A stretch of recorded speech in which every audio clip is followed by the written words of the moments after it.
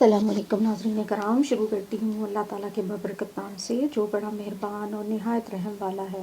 وحی اترنے کے بعد آپ صلی اللہ علیہ وسلم کو دعوت اور تبلیغ کا کام سونپا گیا۔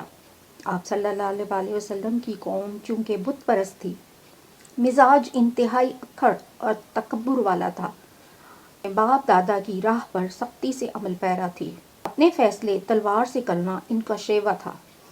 اس لیے آپ صلی اللہ علیہ وسلم کو خاموشی سے تبلیغ کا کہا گیا اور اس کے لیے سب سے پہلے خاندان اور قبیلے کو دعوت دینے کا حکم ہوا، اور وہ دوست احباب جو آپ صلی اللہ علیہ وسلم کو سمجھتے تھے، تاکہ وہ صرف ان کو ہی دعوت دیں جو حق پسند اور قابل اطمینان ہوں۔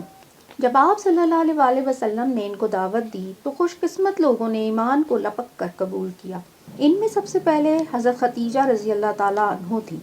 وہ نہ صرف آپ صلی اللہ علیہ وسلم کی بیوی تھیں بلکہ آپ صلی اللہ علیہ وسلم کے کردار سے بخوبی آگاہ تھیں، اور یہ بھی جانتی تھیں کہ ابھی آخری نبی کی آمد باقی ہے۔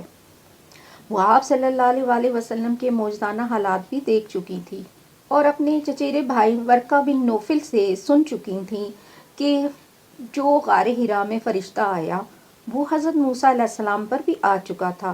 سورہ مدثر کی آیات اتری تو وہاں وہ موجود تھیں، اس لیے ان کا ایمان لانا فطری عمل تھا۔ آپ صلی اللہ علیہ وسلم نے وحی اترنے کے بعد حضرت ابو بکر صدیق جو آپ صلی اللہ علیہ وسلم کے بہترین دوست تھے، ان کو بھی تمام بات بتائی اور دعوت دی تو انہوں نے بے دھڑک اسلام قبول کیا۔ وہ آپ صلی اللہ علیہ وسلم سے 2 سال چھوٹے تھے اور آپ صلی اللہ علیہ وسلم کی ہر بات سے واقف تھے۔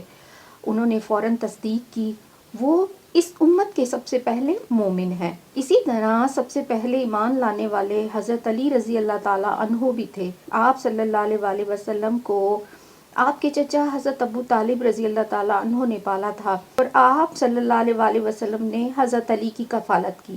وہ آپ کے بچوں کی طرح تھے، آپ کے نقش قدم پر چلتے۔